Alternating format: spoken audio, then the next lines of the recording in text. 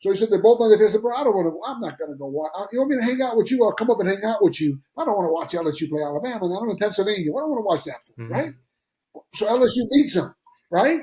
So then they play again, and my brother. Then they're playing for a night. I went and watched them. Let me tell you that LSU team that Argeron put together, right? Oh my word! Listen, 1981 University of Pittsburgh. You watch those guys. I was on that team, right? We won the Sugar Bowl. Our quarterback was Dan Marino. Okay, we had a dozen first round draft picks on that team. Okay, not just that year, but if you spread them out, the starters, maybe even like closer to 15, and the backups, guys that weren't playing, there was like another 5 or 6 first round draft picks on that team. Pitt had Dan Marino, Jimbo Covert at left tackle, Bill Fralick at right tackle, right? And then we had a loaded defense with a bunch of first round draft picks. We beat Georgia, but I'm telling you something. That team was that I can't say they were better, but they were right there with that team. I think that LSU team had a better had a quarterback that was right next to Dan. I mean, that kid was a star. They had a better tailback and a better wideout and a better tight end, but the rest we had better. Our lineman was better than LSU, but LSU had some pretty nice offensive tackles in that game. But Argeron, getting to the point of the story. So Argeron has a hurricane, like the following year, a hurricane hits. LSU can't practice, right? And he ends up with off to a bat, and they fire him, and they bring in Kelly. But I guarantee you, before they fired him, they had a deal with Kelly. You understand, Andrew? So this is what the Penn State just go circle around on this. So he now, the guy at Penn State, is his agent's calling out there. Hey, who wants him?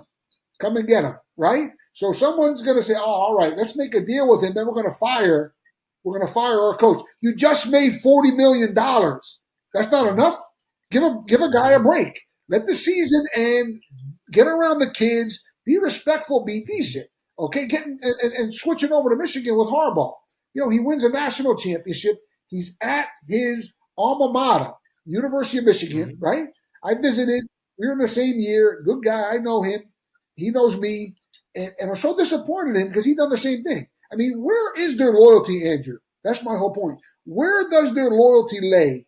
Does it lay in all of the sound gifts that they were taught? Team together, everyone accomplishes more.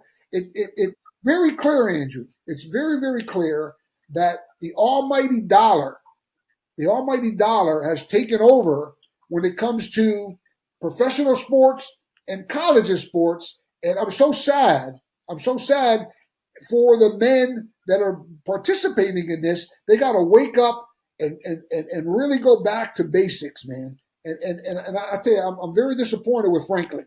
I thought he was a better man. Okay. Well, that's it. It's big business. It's big business now. I mean, we're talking. I think we said last week about how there's potentially $2 billion of private equity coming into the Big Ten. They want to break it up. There's 18 schools. They want to have 20 shares. So 18 schools, the conference, and then a stake in private equity. And that's insane. $2 billion. It's so hard, right? Because we sit here and we say, we're talking about the kids, and we're saying we're not talking about tens of thousands of dollars. We're not talking about 50 grand. Like if you paid me 50 grand while I was in college, I would have had endless opportunities. And it would have been amazing. But we're not talking about 50 grand. We're not talking about 500 grand. We're not talking about $500 million. We're talking about $2 billion. And that's the level of money that we're talking about. And you really have to wrap your head around it. It's not this quaint college sports anymore. There's no more amateurism in it. This is highly competitive business. And they also play on the field. But this is business at the end of the day, and business is cutthroat at that level, and nobody cares. And as soon as you don't have an ROI, you don't return that investment that they inputted, you're gone. And you can see that because it's week 7 now of the football season. 9 coaches have already been fired in Division One football, high end, and we're not talking about like low end jobs. Virginia Tech, Penn State. Mike Gundy was at Oklahoma State for, I don't know, 15, 20 years. He's gone. Florida just fired their guy. Nobody cares about buyouts anymore because they know this TV money's coming in. They know private equity money's coming in. They know NIL money's coming in. So now it's all just baked in. Now it's baked into, well, if we're not winning, then we're losing money. Now it's not we're losing games, we're losing money. And if we're not bringing in more money, then that's it. Then we lose twofold. The problem, Andrew, the problem is it's so simple and it's absurd in that the men and women that are making these decisions in Major League Baseball, in the NFL, in the NCAA, you understand? And a lot of these athletic directors, okay, they're so out of tune with reality.